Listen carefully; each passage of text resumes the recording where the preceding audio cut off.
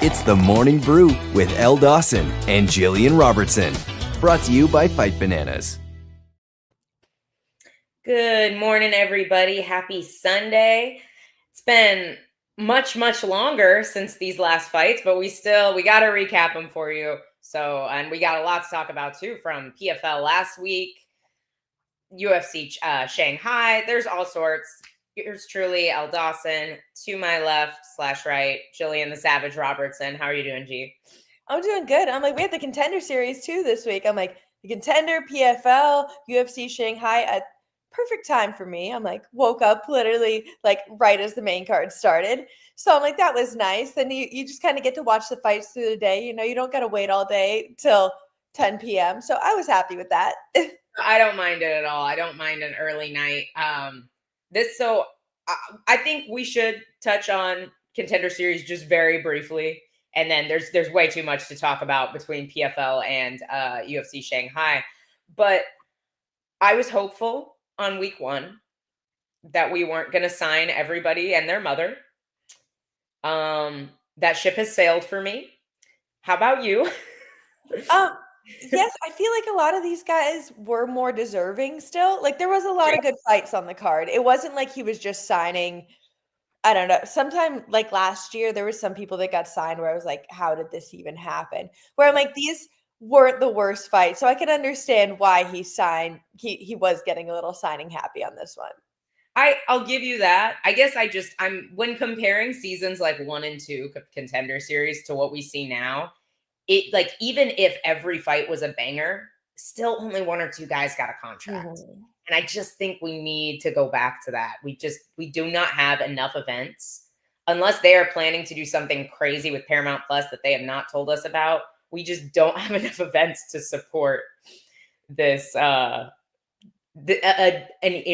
ever increasing roster, in my opinion. But no, I agree. But as we were talking a little bit off air, it seems like they're a little bit more willing to make cuts nowadays too. So I'm like, with what we saw at UFC Shanghai, we're expecting probably a couple off of that one. But yeah, they just seem to be, I don't know, more willing to sign, but also more willing to release. Very true, very true. And we definitely, yes, we need to address that with this card because I think we have several releases coming our way, especially considering the very quick release of Brian Battle. I understand there were several factors leading into that. Not the first time he's missed weight, but like he's a popular fighter, an Ultimate Fighter winner on a decent win streak with a good UFC record. And they released him pretty much immediately after this last weight miss. I did also hear, I didn't see anything. This was just a post I saw that he like posted himself like partying pretty hard right after missing weight, which maybe that was the straw that broke the camel's back. I didn't see that post. If you guys saw that post, let me know if that's a true thing or just a rumor on the interwebs. But they released him awful quick, and I definitely am wondering what we're going to see with possibly Brian Ortega and some other names following this card. But we'll get into that. I think we need to give the main event some love right off the bat. Personally, I was really excited about Mingyang Zhang. Going into this fight, I just felt like he's just a unit. Like that man he looks like a superb athlete. And I did expect him to kind of just walk through Johnny Walker. And man, the low kicks, that honestly, just the kicking game in general on this card was the defining factor in a lot of these fights. But I was I heard like Michael Bisping was like, oh, this one low kick. And I was like, no, I think that was a culmination of several low kicks. And you could see the damage on his leg as well. And he just had nothing for Walker once that calf broke down on him. Yeah, I feel like it was a night of a lot of comebacks. Yeah. I'm like, Walker wasn't looking the best in the first, then was able to get the finish in the second. With that, I don't know how to describe it. I wanted his unique shot at the beginning. Well, his guard pull. His double leg to bottom mount. I feel like on this card, honestly, I saw a lot of moments like that were just kind of like mind-blowing almost in how they happened. even obviously like the first fight we saw in Ezekiel choke, another one that's just kind of like out there situations where I don't know. I definitely saw with it's things that I would never think I saw before in my life, you know? Right. No, yeah, it was the very bizarre entry into the fight. And to me, it told the story of how I thought the fight was going to go in general, just leading into this. Um, and Walker is kind of an enigma, to be honest, to me. I don't want to say I understand him opening the fight and trying to clinch and all that, but I also like he's been knocked out a lot in his career, and fighting a guy like Zhang, like I can't really blame him for wanting to nullify any chance of him getting knocked out immediately. Just yeah, very fakes the glove touch, takes a very bizarre shot, and somehow just ends up in the worst position. Not how I personally would want to start my first round.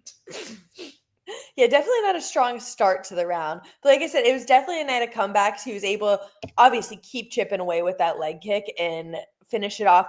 I will say, once I'm gonna mess up everybody's name today, by the way. So once Zhang Mingyang was on the floor, there was a little bit of a couple of questionable strikes thrown. I will say, a couple hammer fists that seemed pretty blatant, like straight to the back of the head.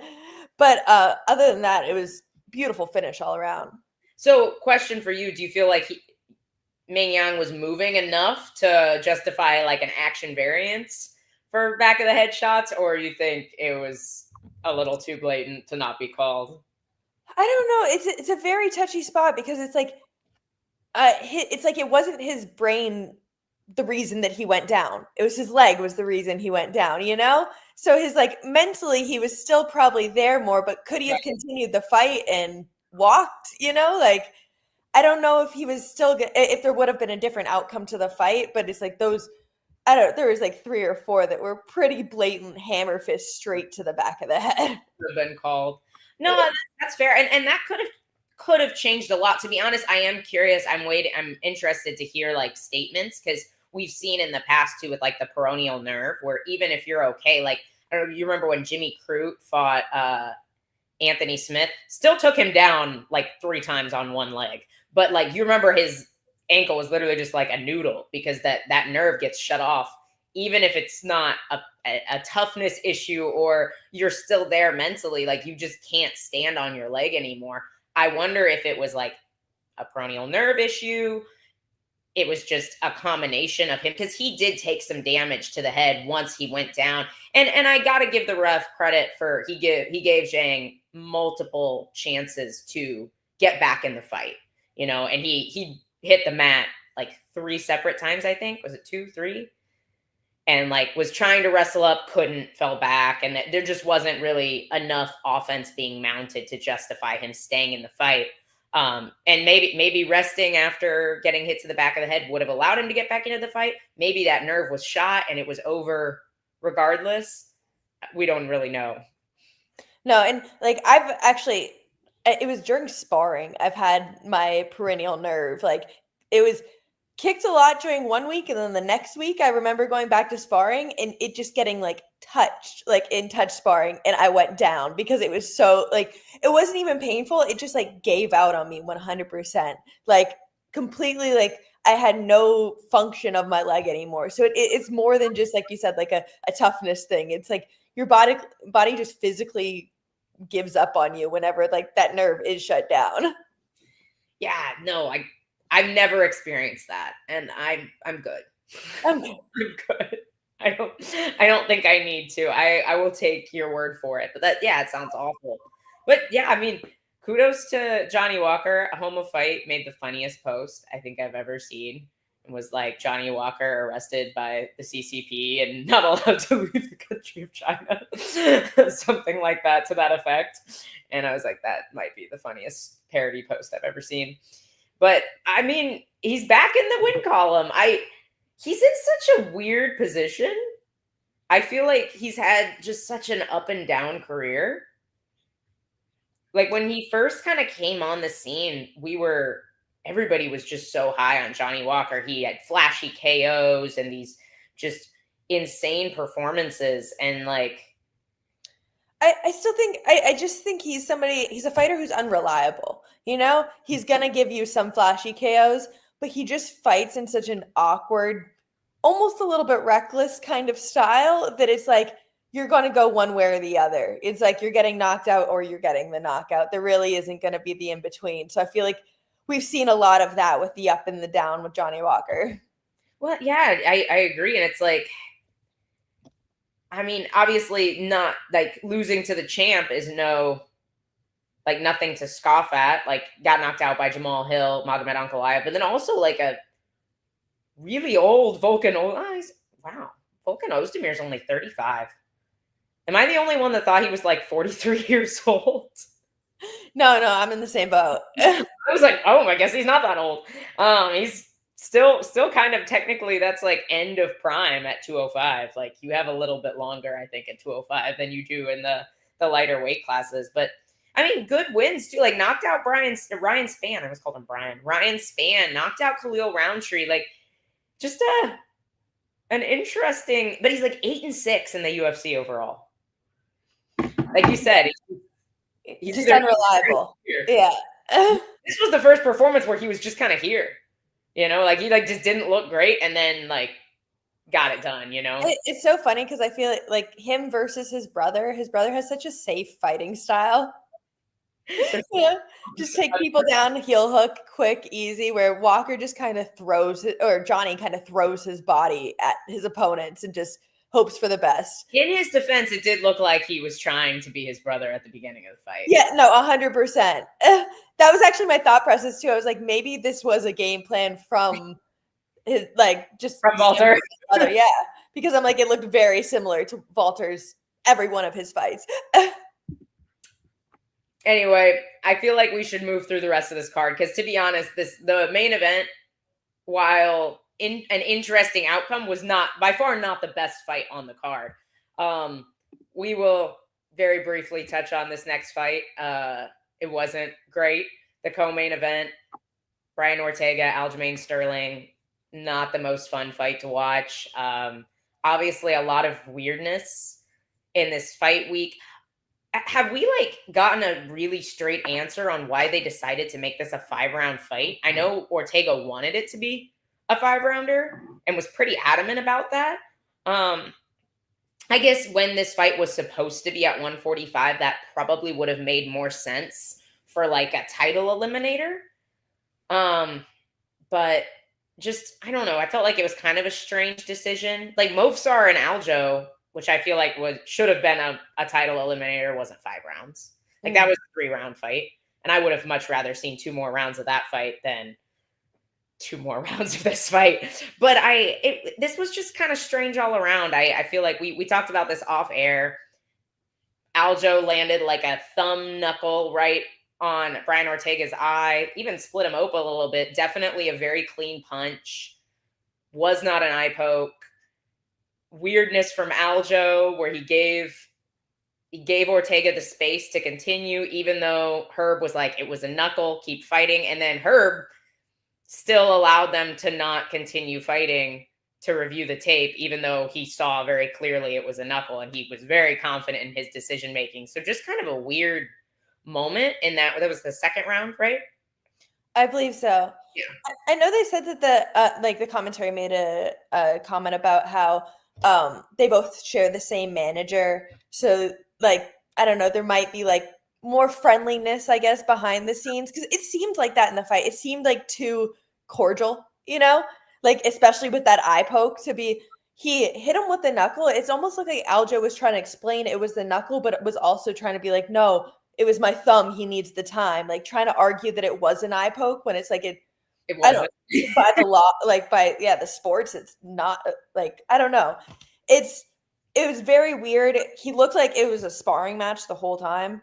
So that's another thing where I'm like, maybe they are just like they I don't know, found it, I guess, harder to turn it up on each other, turn the pace. They didn't look like they were trying to hurt each other at any point, really. A little bit near the end of the 5th, but that was about it, where I'm like, the whole fight was just kind of, I don't know, weird. And then obviously the pre-fight stuff with the weight, and literally I was on here last week talking trash. It was either last week or the week before about how I'm like bro science in weight cutting. And Laura Sanko's on the broadcast saying how I ran into Brian Ortega's team trying to buy alcohol for a salt bath at the convenience store. And I'm like, why at this high level is Brian Ortega cutting weight with bro science, with things that is actually dangerous for you? I'm like, there has to be some point that you take a better approach, especially after you had the same thing happen against Diego Lopez less than a year ago. Now again, it's like you got to take control of your weight cut, figure that out, change your nutritionist, figure something there, because you're obviously making the wrong choices and wasn't showing up at all fight night. I don't think we've seen Ortega show up for his last couple fights really. Yeah. And then Aljo just didn't really, was playing on the outside, just never engaging. It was really like a letdown of a fight I expected to be exciting. No, I kind of am with you. I think if we'd gotten this fight 2-3 years ago, I think this would have been a really great fight. I really do. And I do think Ortega is just not, he's just a shell of what he was. He's still 33 though. I'm like, still super young. I'm like, he doesn't seem to have that like fight in him anymore. He doesn't have that fire, that want, that drive, where it's just like that aggression in him. It seems to be gone. Does the UFC let him go to 55? Do they cut him? I do think he has the benefit of a better, well, maybe not now, but like maybe just like more fights, more big moments in the UFC. He's more popular than Brian Battle. He has those benefits, but man, just such a huge weight miss. They didn't lose the fight, which I think helps. They lost the Brian Battle fight off the card, which hurts the UFC more than you missing weight and still fighting. So there is at least that counting for Brian Ortega, but it's just, what do they do? What do you expect them to do with him at this point? I don't really know, honestly. Like as a fighter, as Brian Ortega, I feel like you need to ask yourself, like, what do I need to do? You know, like, is fighting still for me? Like, should I retire? Is this the right thing? Because if you're going to go out there and put performances like that, like your heart's obviously not in it. Why are you even doing this anymore? I'm like, you have to figure out where you're at. But what the UFC does with him, I'm like, I said it with Brian Battle too, though. I'm like, it's hard to cut these guys when they are such, with Brian Battle, a great record. Ortega's on the downfall a little bit, but he is such a huge personality in the sport too, where it's like, it is hard to cut him, but obviously the UFC has no problem doing it right now. And Brian Battle was cut quick. So I'm like, we might see that happen, but I wouldn't be surprised if we saw Ortega got cut. I mean, there's another factor too. Ortega's been on the roster a long time. That means he's likely a much higher paid fighter too. If you've got a guy that you have to pay a couple $100,000 to every time he fights, or just over $100,000, but you've got 5 guys that are fighting for 20 and 20, who'd you rather cut? Especially if the guy that you're paying a bigger paycheck to is not showing up, not doing his job, not making weight. I think that puts him in a really, really tough position. No, 100%. I'm like, it definitely puts him in a tough position. But like I said, at this point, I'm like, I don't know. You're almost putting yourself in this position too. I'm like, you're making these choices to whatever. Because like for me, I'm like, a big issue is obviously his weight cut. Whatever is going on there, I'm like, you've made this choice again and again. It's obvious. Like you need to figure something out. No, I don't disagree. It's an unfortunate turn of events because I feel like he was such a fan favorite for such a long time. But I honestly don't really know. I know I said we were just going to talk about this for a minute, and the next fight on the main card, I kind of feel the same way about. Obviously, there's not as many interesting talking points around this fight, but Pavlovich Cortez Acosta. I knew I was going to mess that up. No, honestly, every fight on the main card besides the first one, I'm sorry, I can't pronounce his name at all. Kiefer Crosby's opponent. Oh my gosh. Nuraji? Is that how you say it? Nuraji? No, Let me see how it's spelled.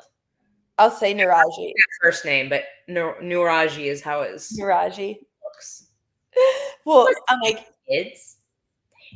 yeah, they said that on the commentary too. Blew my mind. But Nuraji was the only person on the main card who I was like, okay, came out with an impressive performance. From the beginning, was looking for the finish, came out hard. A little bit of an incident with a knee to the face that was clearly grounded.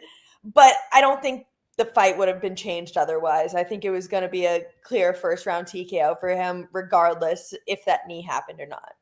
No, I 100% agree. And I loved him opening up in the I'll get to that in a second. I loved him opening up in the guard too. Like I feel like Crosby, I don't know. I don't know if it's just an issue of the level in the UFC, but I feel like he's tried to grapple quite a bit, and it is not like this is his third like time getting finished on the ground, I'm pretty sure. I know he's been submitted at least twice as well, and I just don't think he has the grappling skills to be able to fight like that and be so complacent to be on his back. And then good on Nuraji as well for not allowing Crosby to tie him up and nullify anything on the ground. Like he was just like, I don't care if you get up.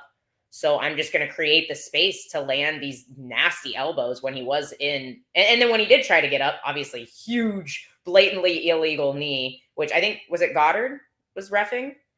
I'm pretty sure was reffing that fight. Whoever it was, they took 2 points. And I was going to say good on him because it was very blatantly an illegal blow. And I am kind of curious. I'm interested to see like any interviews that come out after the fact. If he was just like I've been competing in Asia for a long time, I forgot. Or if he just didn't give a shit or exactly what was, heat of the moment.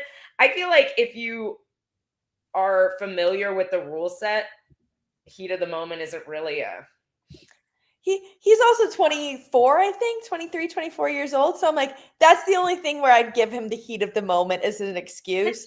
Because I'm like, sometimes when you're young, you're just, I don't know, young and dumb and ready to just go out there just trying to fight and then not even thinking of anything. So I can see that as being a heat of the moment excuse. But the way that he was throwing those elbows when he was actually getting the TKO to finish, he was like bringing his whole body back and falling into that. It was like, I've never seen ground and pound with elbows done like that, where it's like something I was taking my notepad out, being like, oh, that's really cool. Like, that's something I want to utilize, just how he was putting his whole body into it. Those were nasty. Well, and I think a big piece of that is he was not concerned with Crosby getting back to his feet because he clearly was very comfortable there as well. And I think it's almost like you see like an opposite. It's like the opposite of like the Charles Oliveira effect. I think something that makes Charles Oliveira's striking very dangerous is he's never worried about getting taken down. So he is very willing to commit heavily on his strikes because if you take me down, you have to deal with the dangerous thing that I am on the ground. While with Nuraji, he's like, all right, get up. Like, then you have to deal with me on the feet. Like, I think he just, his tenacity with his striking allows him to have that, just a lack of worry. If I create this much space, like if I've taken the time and the effort to get you down, I really want to keep you there. And he's like, no, I'm good either way. I'm going to do absolutely as much damage as I possibly can. No, and I like, honestly, like that's the type of style that I feel like is the best to have. And like in some way, like you look at like Merab and Anthony Hernandez, they're the same thing, but in their own different ways of like, if they take you down, they don't care if you get back up. And I feel like those styles are so difficult to deal with because you just have such an ability to finish everywhere. Like they're not scared of where the fight goes. my coach always says, he's like, anytime you need something, you're fucked. So I'm like, anytime you need the takedown or you need it to get back to the feet or you need something to happen, that's when it's like, it's going to start going downhill for you. So these guys, they just don't need anything. They just go with the flow and just keep on fighting. Just look for the next best option. Yeah, no, I love that. Especially if your opponent knows what you need, that makes it even scarier. I do think Jake, if Crosby had chosen not to continue, I imagine this would have ended by DQ. I do think we kind of go to this is a different kind of conversation where it's like, in your opinion, should the ref take that decision away from the fighter? We are grown adults that have consented to do this. You know, do you take that decision away where it's like, if there's a blatantly illegal blow, the fight's just over? Do we add that to the rule set, or do we kind of keep things as they are and maybe make penalties just a little bit more extreme, like an immediate 2-point deduction? There was a fight, I want to say 3 or 4 weeks ago, where the same thing happened, where there was a blatant knee to the face, and then the guy who got kneed in the face came back and won the fight. It still got the 2-point deduction, but still was able to, I want to say even finished it.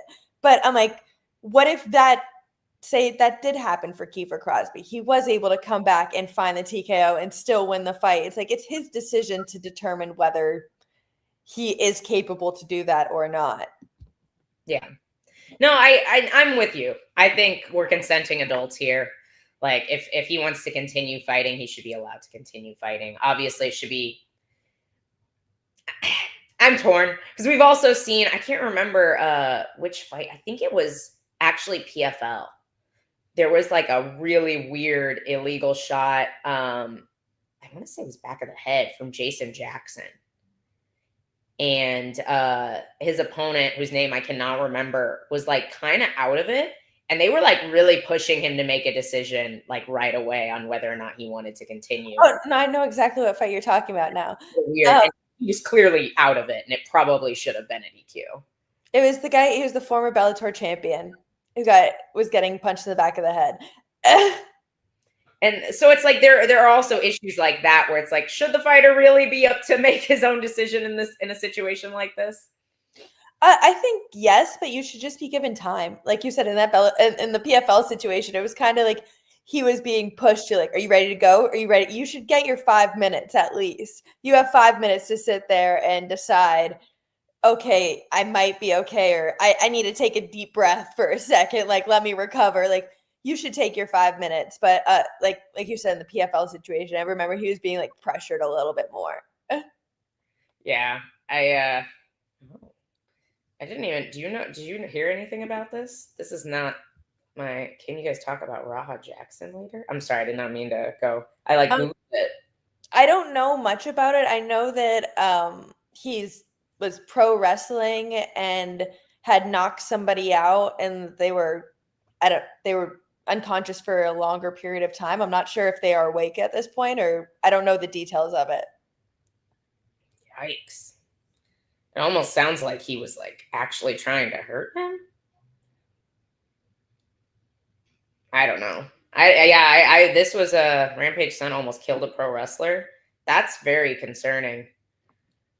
I did not know about this until right this second. So we will not get into it now. Maybe the Tuesday show we can talk about it, because I've literally just seen it for the first time. But that's nuts. Sorry. Coming back to UFC, in my ADD brain saw the comment and I was like, Google. I get. I'm kind of on your side with just that continuation. The continuation of the fight being up to the fighters, but man, Kiefer Crosby's 0-4 in the UFC. He's been finished every time, I'm pretty sure. I'll double check that. Yep. It's just, I think it's time. I think it's time. I think if we're looking at this main card, I think Brian Ortega is at risk of losing his job. I think Kiefer Crosby is at risk of losing his job. Is definitely not at risk of losing his job is Sumaderji. That was really fun to watch. It was like a kicking masterclass. I feel like the kicks, like Kevin Borjas, I think has great boxing. And I think this was a really good example of how a long southpaw that is a good kicker and uses his length well can make a fight really, really difficult for a good, crisp boxer like Borjas. Borjas was never close enough. I feel like maybe a couple times he was actually able to cover the distance, but you just saw him trying to lunge in so much. And anytime he would really try to commit to stepping in, Sumaderji just used that backside so well. Backside kick, big long cross to meet him in the middle. And it was really fun to watch. Lots of spin kicks. I enjoyed that. I love the flyweights, but I really liked that fight in particular. Oh yeah, you saw Borjas just it completely nullified his boxing to the point where his I guess cage control was his best way to win the fight. You saw him shooting a lot, just trying to push Sumaderji against the cage a lot. So then, because he didn't really have any other options. He was just kind of getting frustrated from the outside or being able to hold him up there. And it was, like I said, completely nullifying his boxing. Yeah. SG, I'm not sure. If it was short notice for him, it was probably also short notice for the other guy because he wasn't booked to fight somebody else. Yeah. Well, Kiefer Crosby, it says on here that he was booked to fight Song Kanan. So I'm assuming it was short notice for his opponent. Oh, that's even worse. Yeah, I was going to say the other guy was not booked beforehand. So, yeah, Kenan Song, you're right. Yeah, so it wasn't short notice for Kiefer. It was short notice for the other guy. But, yeah, no, geez, that's even worse. Yeah, it's tough break. But I don't think, especially in a weight class like that's competitive, I think when you're 0-4, you got to go. You got to go. But, really, really impressed with Sumaderji. It was a fun fight. I mean, he had a couple, good shots, too, deep on the legs. Borjas did well. It wasn't, it was definitely a 30-27, but it wasn't a complete shutout. Borjas was in the fight. And I think he'll go on to win a lot of fights in the UFC as well. Oh, no. I agree with that for sure. I think that it's just stylistically, this was probably the worst matchup for Borjas. Like I said, it took away what his best weapon was of the boxing, and it kind of forced him to play a game that's not his greatest just because he didn't really have any other options. If you watch his Contender Series fight, actually against one of my friends, he looks really good. His boxing looked nasty on the Contender Series, and he's one of those guys. He's 1-3 in the UFC. His job could be in danger, but I also he lost this fight. I think Sumaderji's kind of like a loss, but his other two losses are Joshua Van and Alessandra Costa. Those are not, and then he beat Ronaldo Rodriguez, who I also think is very good. Yeah, who's also a huge, I guess, hype train at the moment, a lot of people are behind him. So Borjas was very much the dog going into that fight. No, I agree. So it's yes, 1-3 in the UFC. I would like to think he will get another couple fights before, he would have to lose another one or two before they cut him. But I don't know. Maybe they have a lot of impressive flyweights signed for this year's Contender Series. This is a really dangerous time to lose a fight. While Contender Series is going on, depending on how many matchups they have booked in your weight class, if you go out and you don't look good or you lose one or two or three in a row, this is a dangerous time to be losing fights. So we'll see. We'll see if his job is safe. I think it should be, personally. I think he's a fun fighter in a weight class that's not as it's just not as populated. We'll come back to Gage Young and give him his flowers. Because that was a great fight. But this fight, oh my God, I want to stay on the flyweights right now. I am such a big fan of Lonair Kavanaugh. I think he's really talented, really well-rounded, really exciting. And I thought he looked really good. And once again, the kicks, the takedown defense, the choke attempts, I just thought he looked fantastic until Charles Johnson does what Charles Johnson does, which is knock guys out when he's losing fights. Like I said, I think this was very much the night of comebacks where Charles Johnson didn't have the greatest first round, But even like the end of the second round, you saw him like picking up the pace a little bit, finding his rhythm a little bit more. That also just might have to do with like him being a vet more, where Lohner isn't exactly.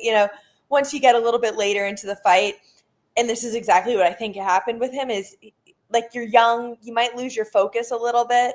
He threw a punch, lost his focus a little bit, dropped both of his hands straight down. And it's like you can't take a second to lose your focus.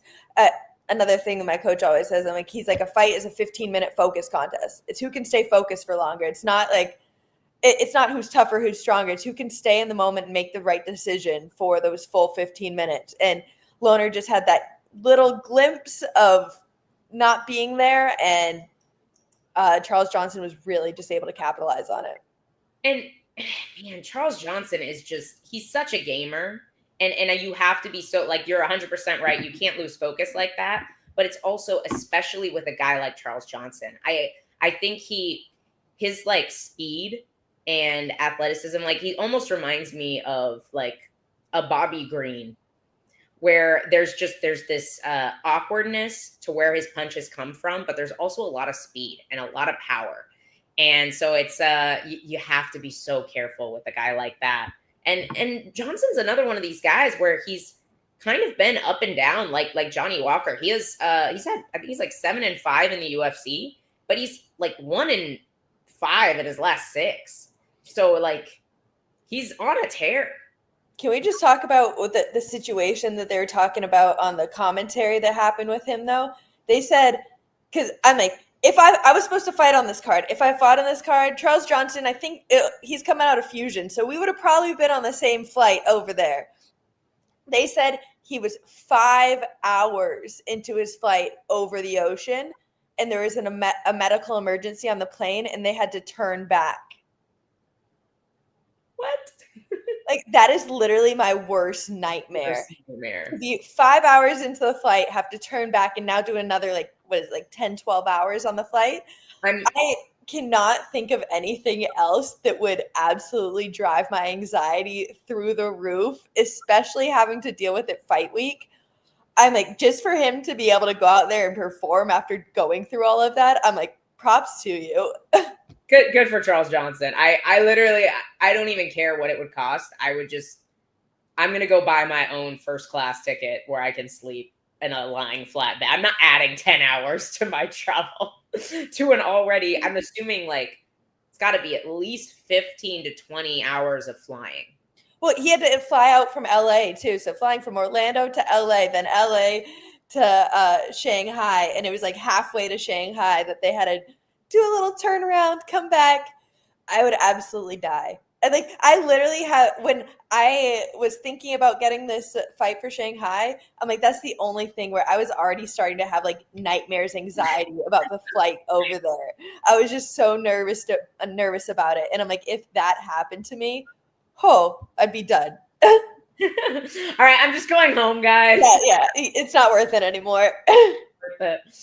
Oh, that would be terrible. But yeah, no, I mean, he did this to Joshua Van. He did this to another young prospect. This dude doesn't say no to anybody. Ramazan Tamirov was willing to take that fight. Fought Subaderji, who we know is a very difficult guy to fight. Azat Maxim beat that undefeated kid that everybody was so high on. Jake Hadley was a huge prospect at the time. Like, I just feel like he's never shied away. Debuted against Mikhailov, right? Which was obviously a good fight. But he's never shied away from any opportunity. And a guy like that has a place in the UFC for a long time. He really is a company man. Someone who just fought their way back to the UFC, Kyle Dawkins, put on a great performance last night. Just a quick knockout, less than 30 seconds. And just as Michael Bisping was talking shit, being like, Dawkins isn't the most explosive person. He doesn't really have power. Yeah, clean hook. Yeah, absolutely beautiful. I'm happy for I like to see when people they make their way back and you see their improvements. You see that, okay, maybe he does deserve to be here now. Yeah, it was kind of crazy. There's honestly this card was a lot of second chance fighters. I feel like you have Kyle Dawkins, you have Austin Hubbard, you had Rong Zhu, all kind of on their last legs. But yeah, I just for some reason, I think whenever the UFC has a pretty inconvenient card, that's typically what happens a lot. Yeah. Like last time the Mexico City card, I remember thinking the same thing. Just a card that would be terrible to be on, just like location wise, having to travel, being in elevation, whatever it is.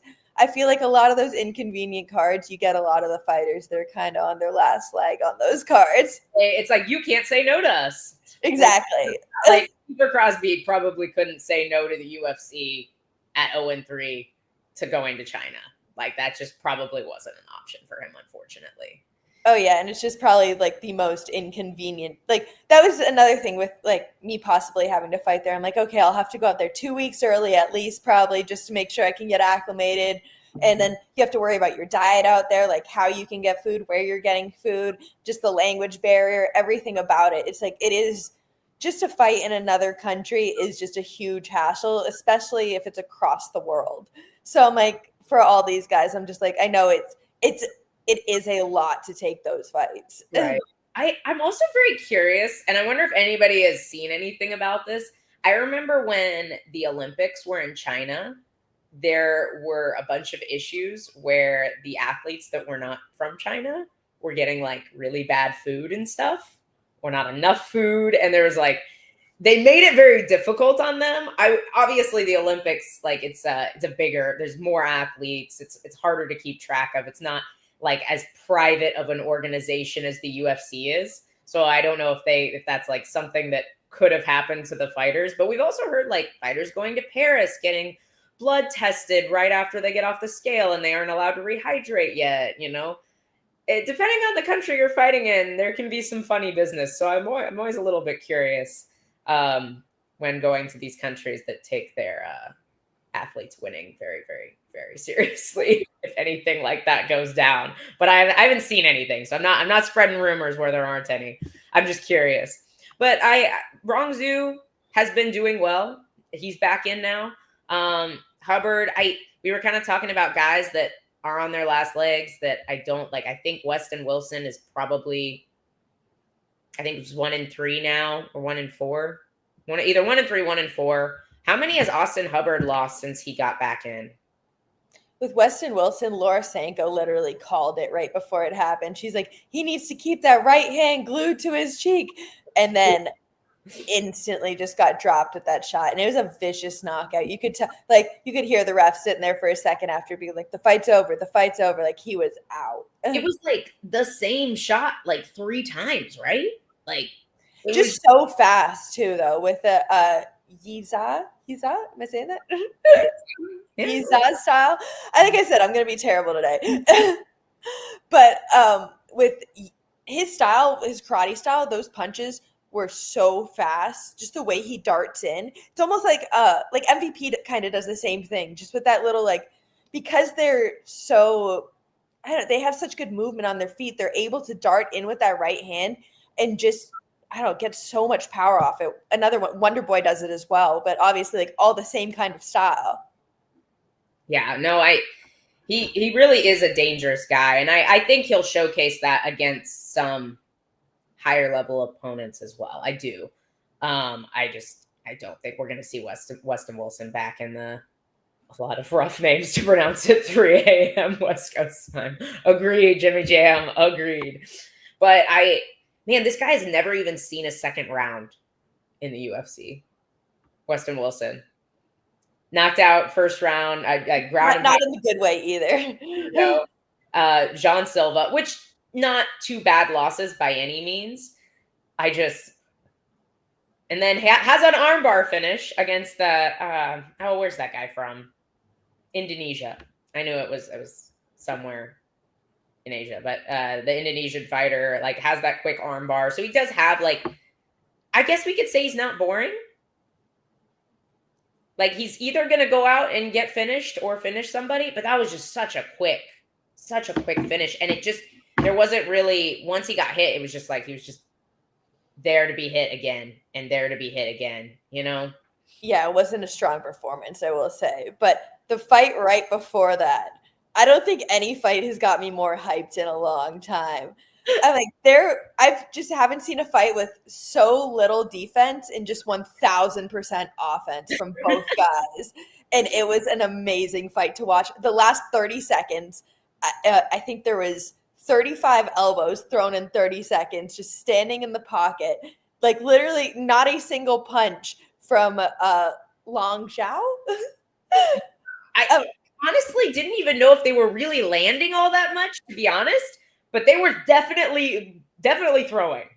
Just literally elbow after elbow. I'm like, not a single punch in the middle. It was one of the most hilarious exchanges I've ever watched.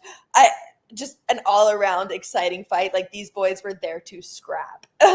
No, 100%. And the toughness too. I saw something, I'm pretty sure it's Zhao. I want to say it was Zhao, has literally never fought out like a non-Asian fighter. I just thought that was kind of like an interesting tidbit.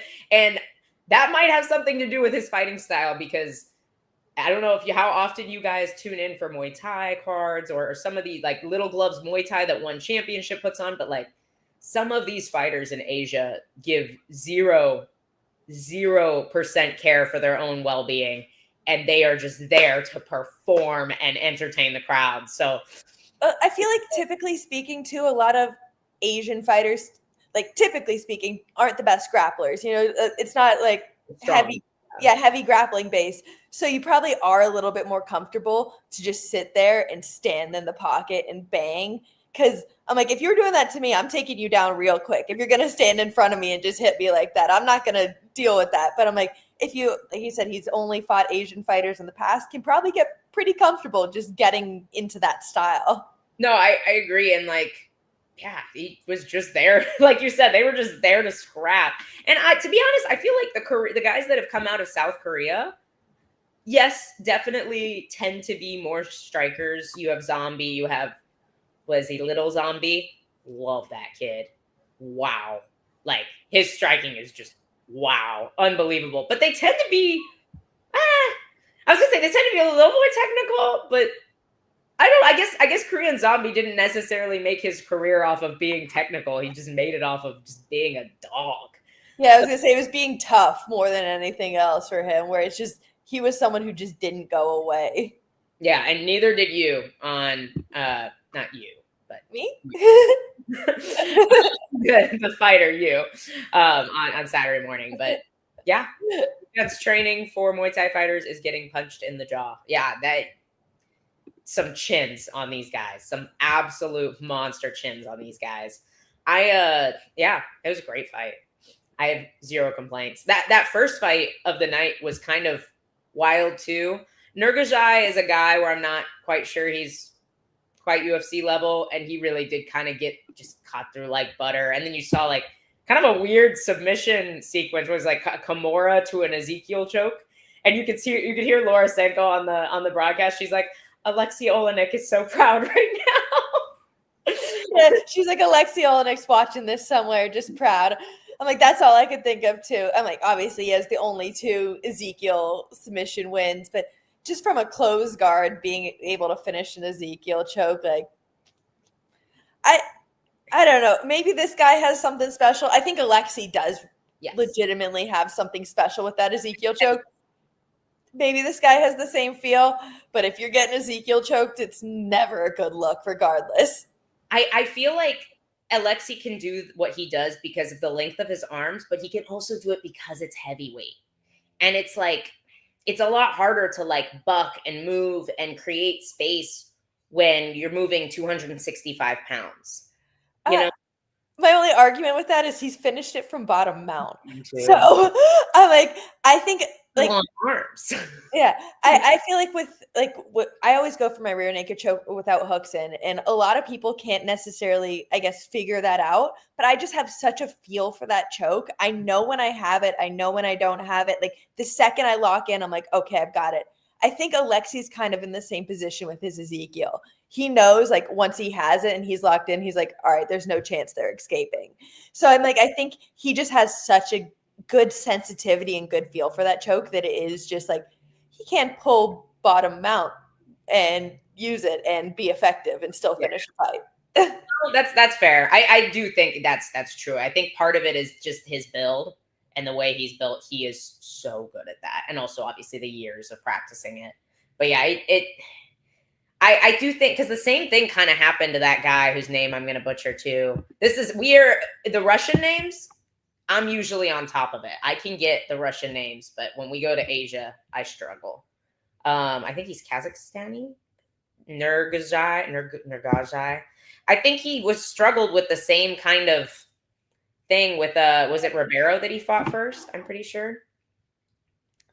Don't quote me on that. I'm pretty sure it was Brenson Ribeiro.